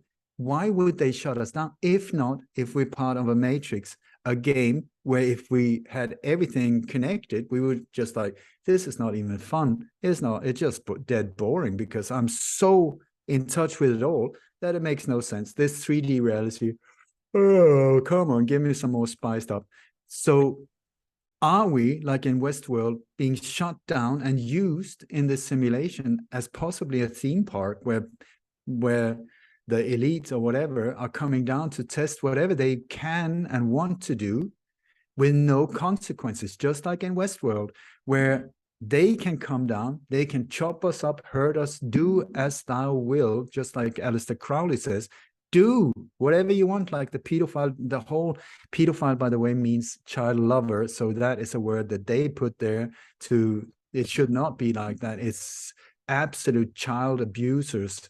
Horrible. But they're doing all of these things where it's like, I don't care. It's the psychopath mindset. I will do whatever I want and you have nothing. You can't say anything. I'm going to do it anyway. Chop your head off, rape you, just like in Westworld. And then we, the wounded ones, get taken down in the basement, put together, rebooted, so that when we go to sleep, we wake up and we've like been given a dose of amnesia, so we can't remember what happened yesterday. And we're sort of, okay, I'm back as a victim for somebody else. If you look at the world, what the hell? all of this beauty, and then you got an evil mindset behind it. There's so many things. It's like, why? It doesn't match up with us, the normal people. None of us have this mindset, but we're the victims, we're the receivers of this distorted thing where it's just like kill and maim, and we don't care, and we do whatever we want. The New World Order, we're going to destroy everything, and out of the ruin, order out of chaos, we will destroy everything and then install our world, like a new game plan, like the end of the book of Revelations. So what happened in the end? Absolute chaos, yeah, and then game over, let's do it again. Reincarnation. It's fascinating that you know what you just brought up about nature. You know, nature is always seeking balance, and it doesn't concern itself with right or wrong or whatnot. But we've been tricked into labeling everything and quantifying and qualifying, and you know, right and wrong can be a pretty subjective matter. You know, opposing sides are always going to feel that they're right on either side. But we get caught up in this pursuit that lacks all the truth, whereas balance is more of a mathematical expression. And then you think about like the golden ratio, the golden mean, the Fibonacci sequence, the Mandelbrot set, all these mathematical expressions that are echoed in nature.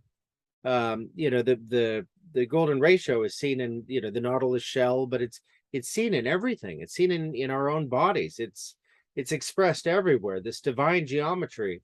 And it's all about balance, and it's incredibly peaceful and diverse and amazing and interesting, always interesting. But we're constantly ignoring that, it would seem, you know, in pursuit of labeling, and we're taken out of the now moment entirely. We're either in the past or we're in the future, but rarely are we ever in the present moment when we're caught up in that game. And it seems like that's a big part of the game. What do you think? Part of the game. Yeah. So what are we living in? We need to stop playing that game. Yeah. Because it's also, if this is a simulation, if we are in a game world, which I find more and more like with the help of understanding the internet, with the help of virtual reality, with all of these things, AI now, it's showing us this is possible, that all of this could just be an illusion. You know, there is this possibility. Really, I mean, now it's hard to know what is real and what is not. Also with holograms, and I mean, you name it. Who knows what we're actually watching or seeing or living in? So maybe the name of the game, why am I alive? What is the meaning of life? Is to understand the meaning of life. It's a game, and we're here in this meat suit on this game board here to experience, because we are so much bigger than this meat suit walking around here, being online with my pineal gland. You are online players as well. So I'm part of your reality. You are part of mine.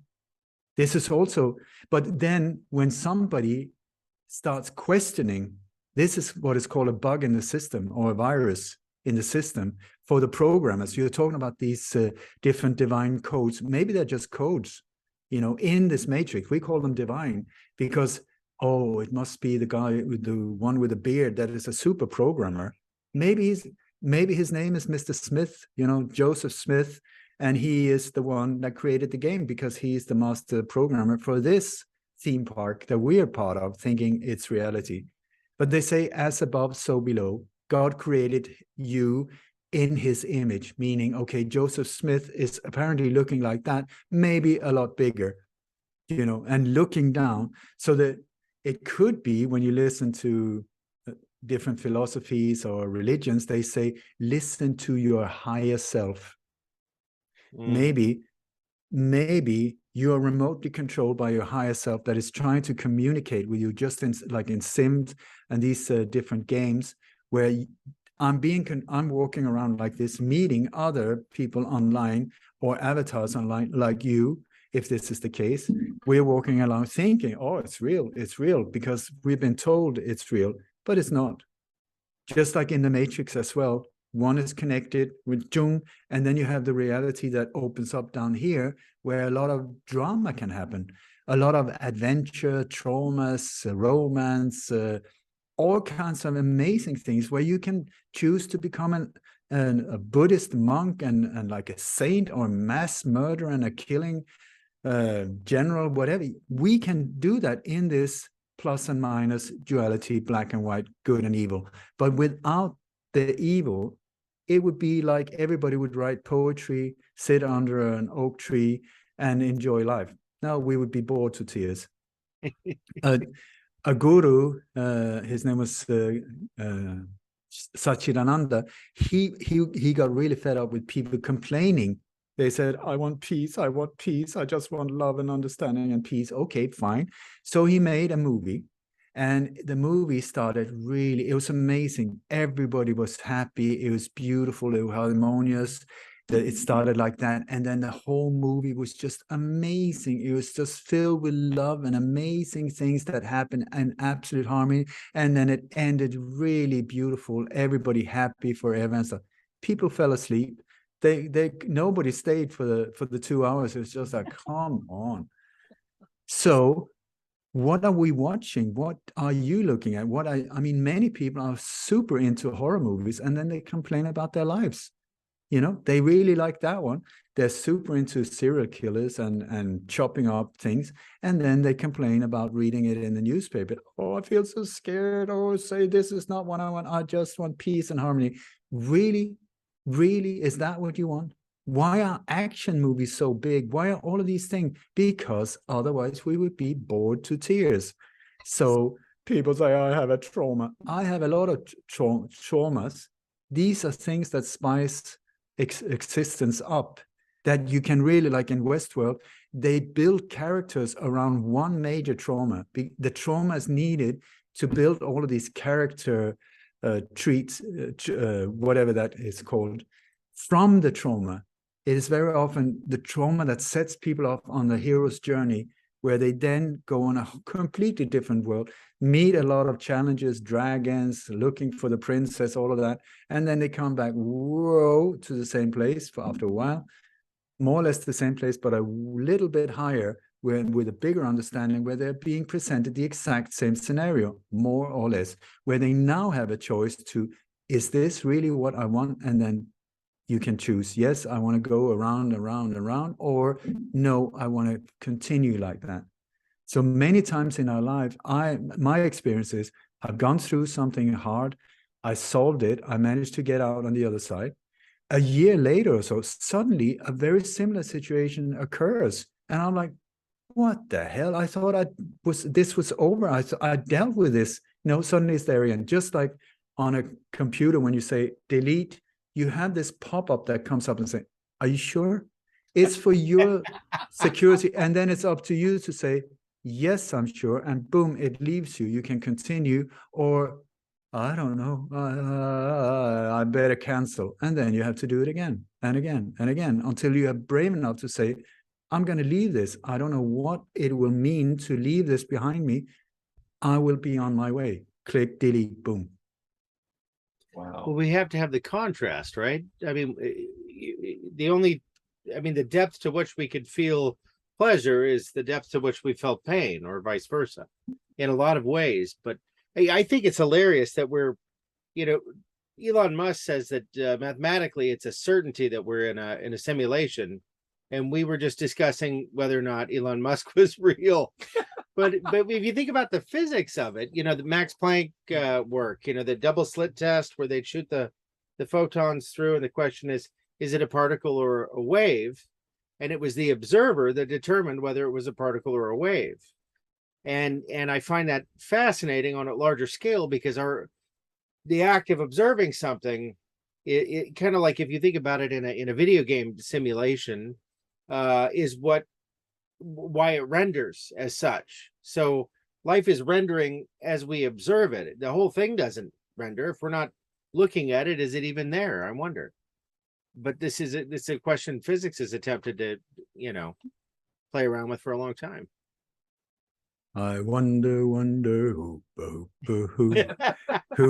it's like you take an LSD trip, suddenly this reality does not exist.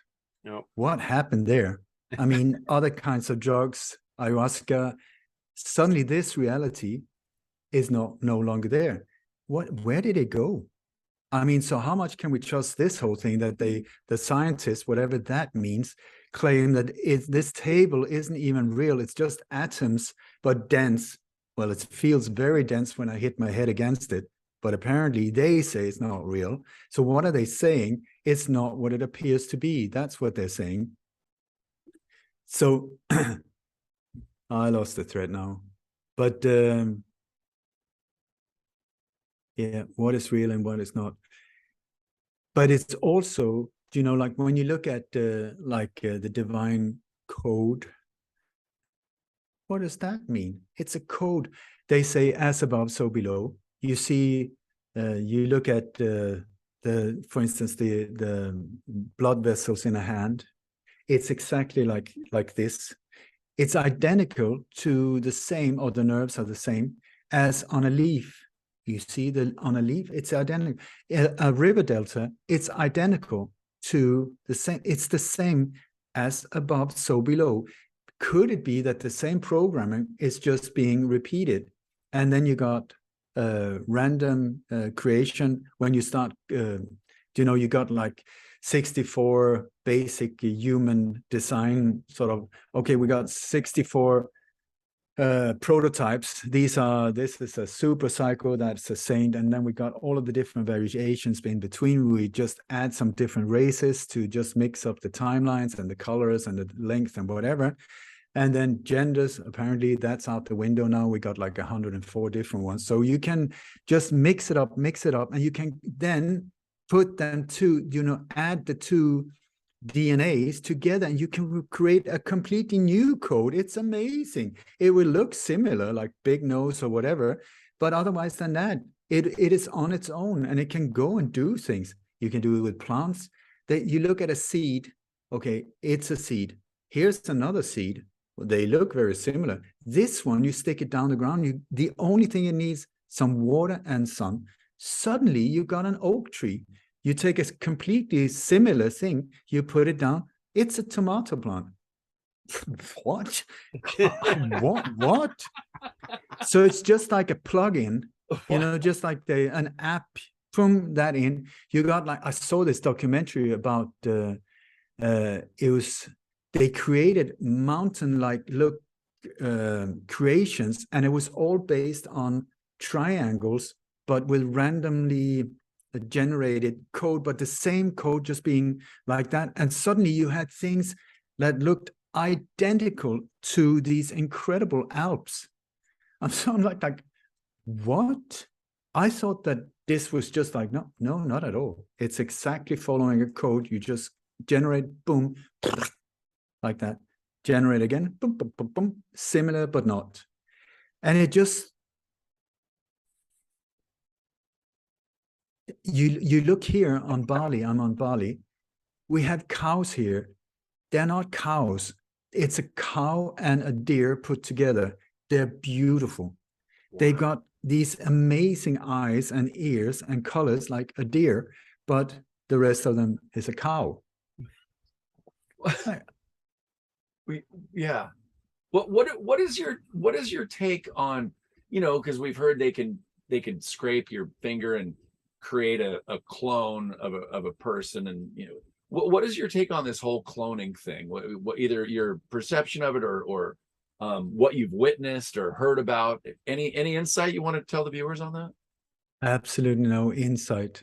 Confusion, yes. Me too. He's great. I've been told by people that have met clones, that have seen clones. I don't know. Maybe I have, maybe I haven't. Maybe I'm one. I don't know. You know, maybe I'm cloned in the image of God. You know, maybe I'm the creator of my reality.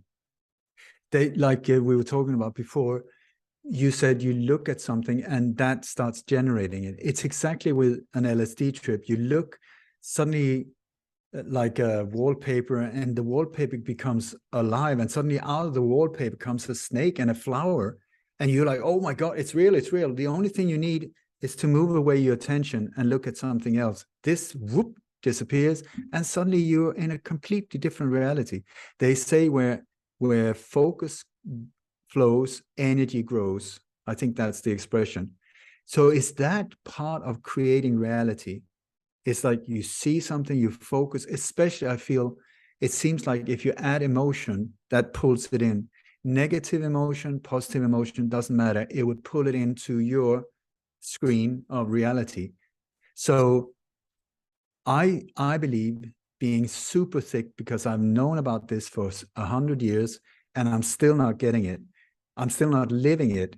But if that is true, that I am part of creating this whole thing, then maybe instead of focusing on these things, I should focus on like watching carrots grow, or something really that is good, that is beautiful, that is, instead of focusing and maybe making these things keep going and growing forever and ever. Because I like mysteries and I like to solve mysteries and I like being on shows like this.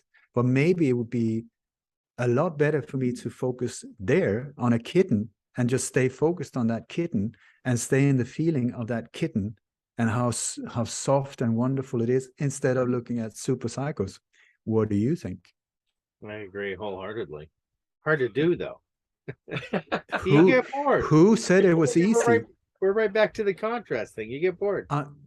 Yeah, and we can't even I can only speak for myself. I can't even focus my thoughts for 1 minute on maybe not thinking, or keep my focus on one thing. Less than within a minute, my mind will start. That's how little discipline I've got when it comes to the maybe part of the creating mind that I should be super focused on, seeing, whoa, this is a generator. The third eye is a projector. What?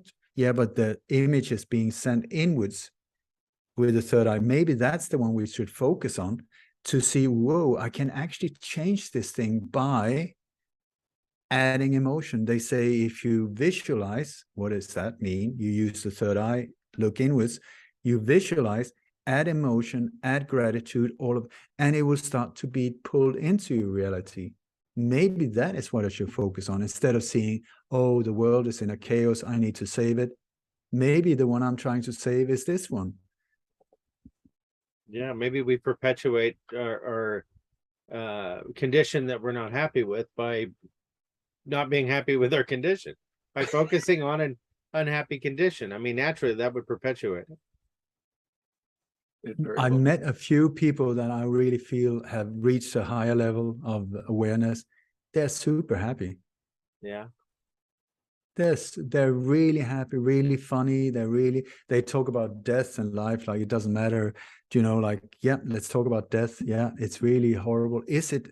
Or is it, like there's this lightness to it all, where we have, I speak for myself, this tendency to go into dark things and things that keeps me down, but where actually maybe life is trying to tell me there is a better way, as looking over there.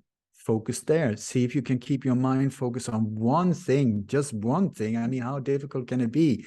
Just be in control of that through meditation or whatever it is, or sun gazing or listening to music, and see if you can just be in the music instead of letting this one get you confused.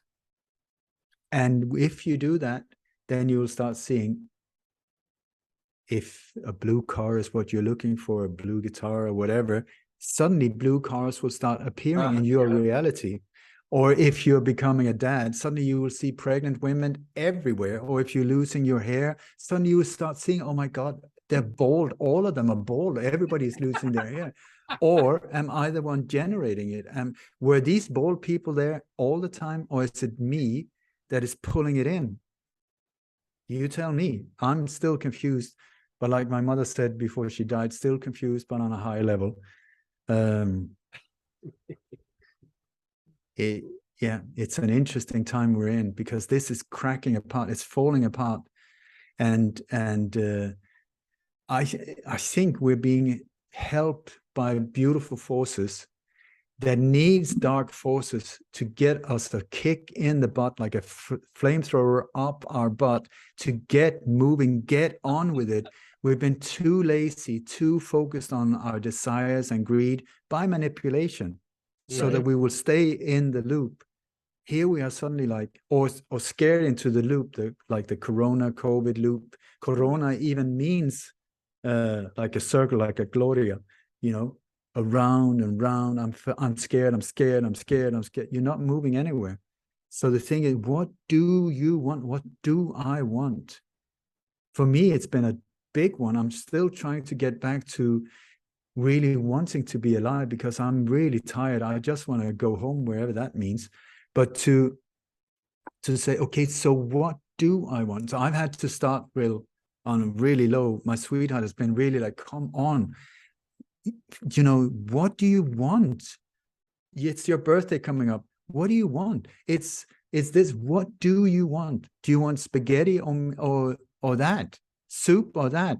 So I've had to start like, okay, give me some time out. I will focus on spaghetti or soup. Which one? Yes. And then I will make a choice. I prefer spaghetti. Is that the final verdict? Yes. Okay, spaghetti it is. I'm on my way. And so I'm in the process of really trying, what do I like? What do I want? Do I want this loop to continue?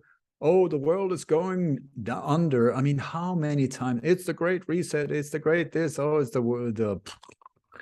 Or do I want to enjoy life and really sort of like, what do I want? I know that what really makes me thrive is interaction with beautiful people, interesting, what I find interesting people. This whole thing, I love it. I love it. And Bali is an amazing place, or maybe I'm creating it as an amazing place to meet people like that. Incredibly creative, super interesting. So that one, what do I want? Do I want to be scared and hunted? Or I've had it, you know, I'm enough of that. So I'm not even going to focus. Well, don't you need protection? I have no protection in this life. What is protection? Can you stay alive forever? I don't know. Maybe you can. Until the day I die, I will say, yeah, I live forever. But otherwise than that, so let go of the things that you don't want. Don't focus on them. You know, I don't want to be tormented. I don't want to be a victim of cancer anymore. I'm not sort of disrespecting. I'm just saying many cancer survivors are dragging their cancer with them. I survived cancer. I'm a recovering alcoholic. What you're doing, you're pulling this load after you instead of letting go. I'm talking to myself here as well. Just let it go. You cannot carry this luggage for the next step. Drop it. Drop it. I know that it's been beneficial. I know that these traumas are excellent topics for conversations, especially monologues. You know, oh, feel sorry for me. I've had to go through this whole thing. It's a good one for a while, but after it comes to a point where it's sort of like a flat tire. You have to let it go, change tire, change story, and then get moving. Get moving. There's nothing wrong with being you full on. Oh, well, I can't do that. That's a beautiful statement. Well, I know we're around that. This has been we're about an hour and 45 minutes. I mean, we could keep going, but it doesn't feel like it. No, I know it doesn't. Fascinating conversation. But for the sake of wanting you back at some point, and for our viewers, we don't want to go over 2 hours. Anything we want to say in closing? You know, where people can find you, but what is your message to humanity at this point? On, you know, we're in later part of June 2023, lots of stuff going on in the world. What do you want to say to humanity at this point? Let me just shut this one down. That was a message from above, the God called Skype. Okay, so what I want to say, in my website is more or less the only place you can find me nowadays. It's Light on Conspiracies. This is what I'm trying to do. Not trying to do, this is what I'm doing. Shine a light into the belly of the beast and bring back information that can be of value for the global tribe. I hope, I don't hope, this is my mission. This is what I've been doing. This is what I'm proud of also. So I really hope that it can be of service to others. On my website, there's, like I said before, more than 1,100 interviews, podcasts, webinars, 6,000 articles, you name it. Anything that is on there has been, do you say vetted by me? I mean, as far as I know, in my understanding of this illusion, this is the truth that can hopefully help other people on the same path of trying to understand what's going on. And if anyone feels that the exchange of energy feels justified, there are options to donate. And I got the membership area, I've got my newsletter. I'm being hit really hard by censorship and also being shut down right, left, and center. So to feed my family, I would be super grateful if people would consider that. I also have books and whatever in the shop. You can go there. I hope it's going to be sort of like a starting point for a lot of people that are confused about what to believe, as far as I know, if you respect what I'm saying, this would be the point that will then send you out on different trips in whatever area. I'm covering a lot of different areas. So you asked me about what I would like to say. I would like to say that life is good in God's neighborhood, and that their operations are always fear-based. It's only through fear that they can control us. So if you look at it, it's a game changer. So if it's not fearful, it could not come from them. You know, they would confuse you. They would try to deceive you into believing, oh, it's beautiful. It's not. But if you see in the background and you ask your heart, boom, it's based on fear. So the beautiful thing with fear is it's only in your mind. It's not out there. You can't buy it. It's not blue or yellow. It's in there between your ears, not mine. I have my fear here. It's always connected to something that has not yet happened, and it's always focused on the future. So if you look at it, my God, the waste of life energy, and most of us are going like this, worrying about fear-based things that has not yet happened, that are just pure speculation and connected to the future. So look at it, waste of life, waste of time. So focus, I would suggest, if you don't know what else to do, focus on ways to let go of fear. There are many different ways. Go out, cuddle a cat, hug a cup, meditate, listen to music, whatever works for you. Nature is a great one. Just let it go, let it go. This has been pushed into my mind without my approval many times. I don't even know if it's my way of thinking. It has been pumped in there. Time to let it go. So I have this beautiful, beautiful spiritual teacher. Her name is Nelani Chelaram.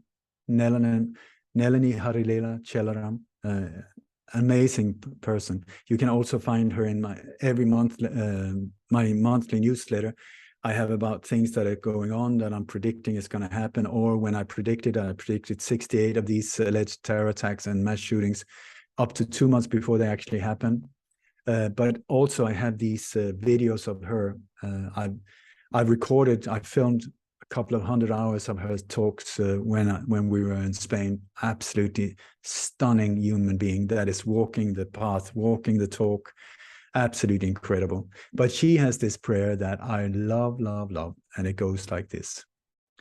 May the entire universe be filled with peace and joy, love and light. That is the entire universe, meaning every single square millimeter, inch, whatever you want to call it, be filled with peace and joy, love and light. May everyone, and especially the ones who hurt us, be filled with peace and joy, love and light. Especially the ones who hurt us, be filled with peace and joy, love and light. May the light of darkness overcome all kinds of fear. Victory to that light. May the ones who hurt us be filled with peace and joy, love and light. It's healing time. You have to stop the blaming, take responsibility and let it go. Let it go. Because if we keep hating them, if we keep adding that emotion, it will continue. We are in the loop. We have to let it, I see it as, it's voluntary, but let it go. Let it go. let it go.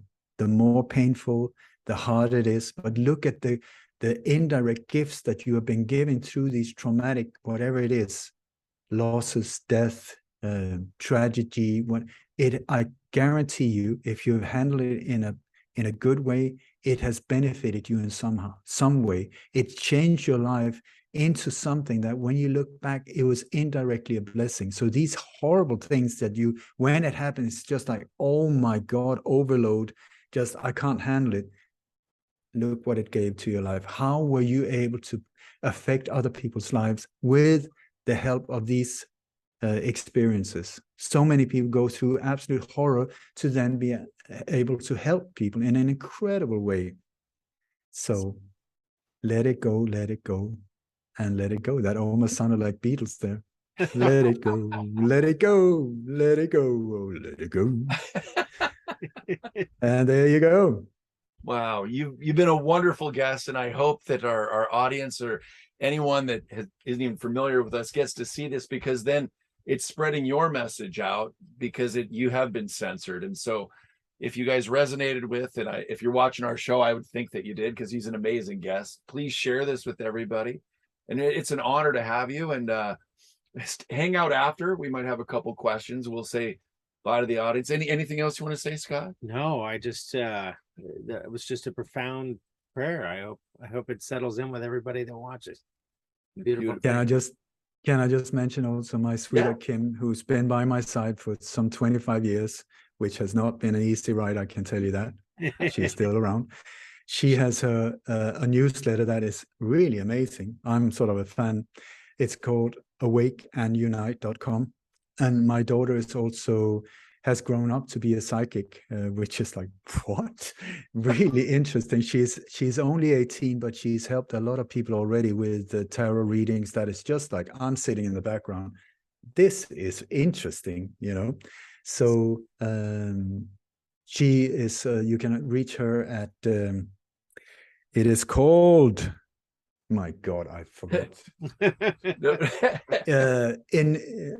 Intuitivesamudra.com, intuitivesamudra.com, or you can just reach her through me, info@lightonconspiracies.com. I tell you, I'm learning a lot. It's not coming, it's coming through her from wherever it's coming from. It's really interesting. So I applaud her. That's really good. And do you have a copy of your new book, or at least the name of it, so that the one that you downloaded? Oh, remind me. Mind me. If you go to the shop on Light on Conspiracies or Amazon or whatever, remind me. It's only like a 1-hour power read that Shirley MacLaine actually sort of signed. I'm name dropping here, but I thought it was really interesting that she contacted me and said, thank you for that one. So, I'm not taking full responsibility for it or credit for it, because it came to me. Right. I think it's really powerful, and it's actually saved lives already. Oh, so also, I keep going here, but my sweetheart, Kim, and our daughter are doing a podcast together, mother-daughter. I am a fan. I tell you, very, very interesting conversation. If you like this type of conversation, it's mother-daughter, but coming from completely different angles. She was born in one country, my daughter in another. Like we're living in Bali, and it's called the Who Know podcast, because who knows podcast. I love it. And also, Kim and I have started doing our own podcast as well. It's called Sofa Talks with Ole and Kim. We did the first 150 episodes or something like that when we were in lockdown in Spain, when we had no idea where this world is going. So we did like a video diary day by day, sometimes sitting crying in the sofa, just know what the hell is going on? How are we going to get out? And that indirectly took us here to Bali in Indonesia, where we started a whole new life. And so now that was censored big time. Also, I still get strikes on YouTube for that one, because we were speaking freely about the bioweapon of mass destruction and these type of things. And so now you can find them on the website, our Sofa Talks, but now it's like Sofa Talks 2.0, where we started over again. So we just released episode numero uno. And that's awesome. There you go. Well, thank you, Ole. It's been an absolute treat having you, and we'll say goodbye to the audience if you don't mind hanging out for a second. So anyway, hopefully For you guys sure. love this as much as we did. Thank you so much. Enjoy. All right, take care. Thank you. Bye bye.